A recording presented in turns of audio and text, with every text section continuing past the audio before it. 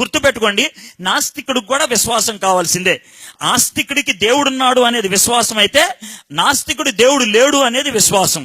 ఉన్నాడు అనే దానికి 2 రుజువులు ఉంటే చాలు, లేడు అన్న దానికి చాలా రుజువులు చూపించాలి కోర్టులో. ఆ విషయం గుర్తుపెట్టుకోండి.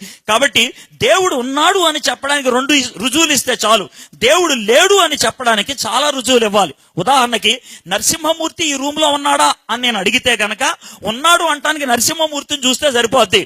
లేడు అని చెప్పడానికి ఇక్కడ ఉన్న ప్రతివాడి పేరు చెప్పాలి నువ్వు. నరసింహమూర్తి లేడు అంటానికి అర్థమైందా మీకు?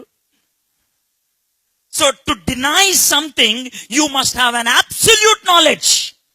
ఒకటి లేదు అంటానికి పరిపూర్ణ జ్ఞానం కావాలి.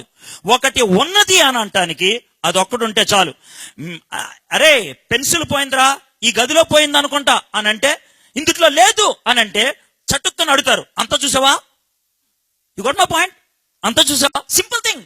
పెన్సిల్ పోయింది, ఎక్కడ పోయింది? ఇక్కడ పోయింది. లేదురా ఇక్కడ, నువ్వు అంతా చూసావా?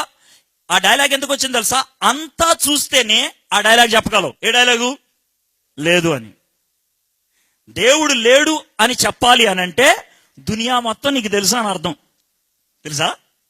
అంతా చూసానన్నా, మార్స్ మీదకి వెళ్ళినా, జూపిటర్ మీదకి వెళ్ళా, ప్లూటో మీదకి వెళ్ళినా, నేను నెక్స్ట్ గెలాక్సీకి వెళ్ళినా, అవతర గెలాక్సీకి వెళ్ళా, మొత్తం చూసినా, ఎక్కడా లేడు అని చెప్తా. That's what is essential to deny something. ఏదైనా కాదు అనాలంటే అది నీకు కావాల్సిన నాలెడ్జ్.